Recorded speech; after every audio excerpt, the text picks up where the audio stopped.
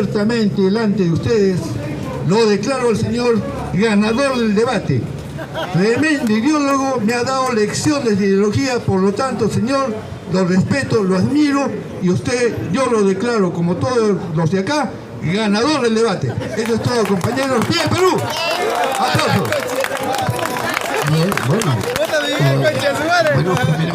Hayek, escuela de Adam Smith, ¿de acuerdo? Sé toda esa ideología y amparo mi liberalismo en la libertad estricta del proyecto de vida del prójimo. Con esa base yo creo que ahí zanjamos esta discusión, porque yo vengo a hablar específicamente de Argentina. El proceso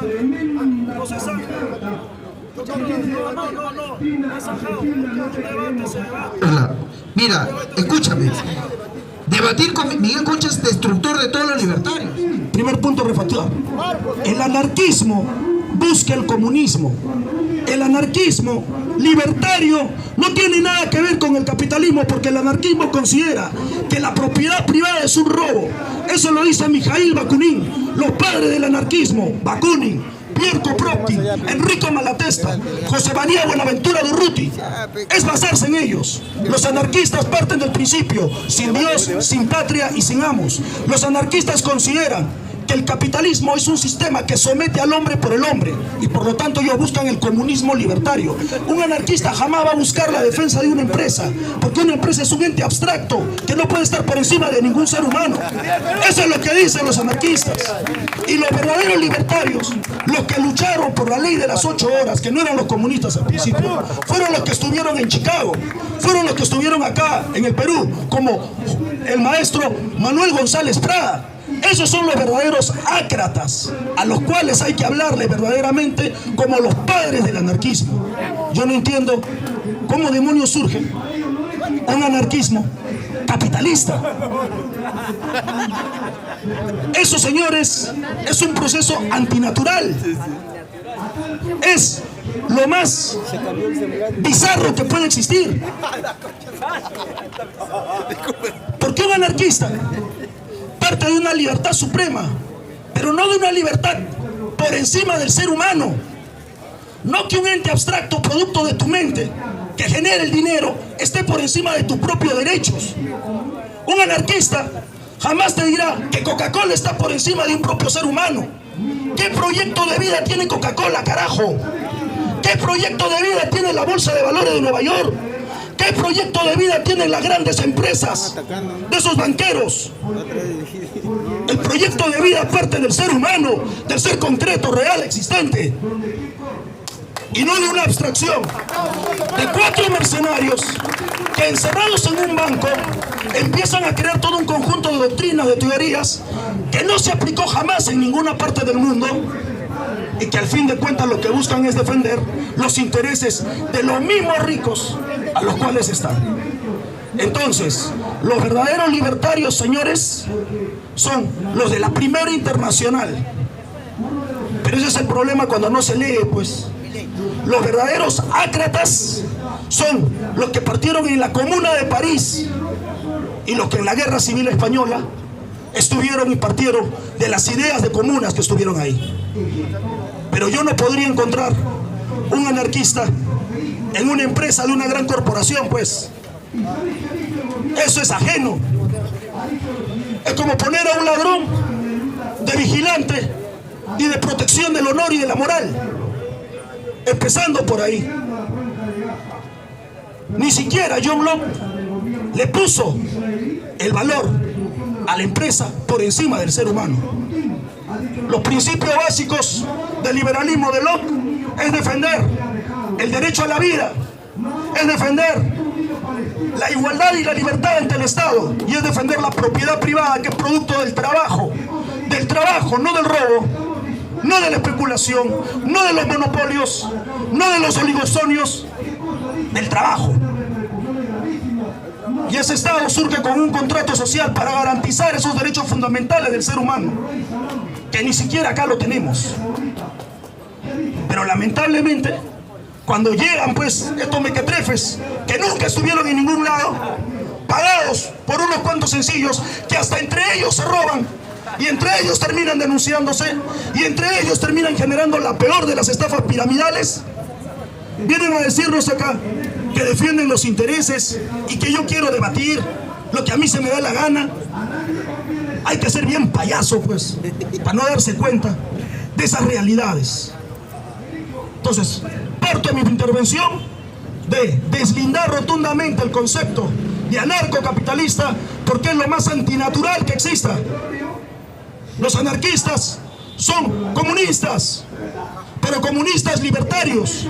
Los anarquistas detestan la propiedad privada porque consideran que es el origen del robo de las personas. Eso lo dice Piotr Kropotkin. Y si no conoce y no ha leído, porque se han cerrado solamente leer sus memes que están dentro de ese grupo de enfermitos que tienen, eso no es mi problema, pues, señores. 30 segundos. Abiertamente delante de ustedes lo declaro al señor ganador del debate.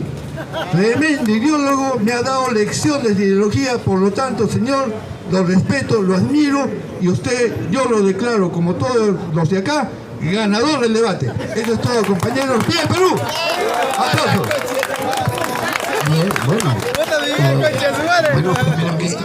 Obviamente, ¿qué opinas tú de Milei? Este sinvergüenza habla de que hay anarcocapitalismo, dice. ¿Cómo se contrapone a los ideales de Proudhon, Bakunin y otros? Un poco documéntanos, hermano Miguel Concha, destructor de libertarios. A ver, hermanos, en la Primera Internacional hay que centrarnos en... Todo esto parte del siglo XIX, la época decimonónica. Para el siglo XIX estamos hablando después del gobierno de Napoleón Bonaparte III, sobrino. Se desarrollan todo un conjunto de movimientos de lucha para tratar de ver cómo desarrollar la libertad del ser humano. Surgen anarquistas, marxistas, socialistas utópicos y diversas tendencias. En los anarquistas, en su ideal, en sus principios, parten de que la propiedad privada es lo que genera la desigualdad en todos. Desde el momento en que uno tiene una propiedad, tiene una posesión y otro está desposeído, se genera la desigualdad. Y si al desposeído le damos una propiedad, surgirá otro ser humano que también será desposeído. Y si le damos esa propiedad a otro ser humano, y así será como un costal roto. Entonces, en su ideal anarquista, ellos consideraban que a través de la revolución podría lograrse el comunismo inmediatamente. Y que en el mundo ya no habría países, no habría propiedad privada, no habría dinero, no habría clases sociales, no habría dependencia de uno sobre otro. Era el ideal, no en un país, en el mundo. Y donde los seres humanos trabajen lo necesario para poder satisfacer sus necesidades y el resto del tiempo dediquen a actividades como esta, que es pensar, el arte, la ciencia, etcétera, etcétera. Y no vivir para el trabajo, sino trabajar para vivir. Eso era el ideal, que no se aplicó.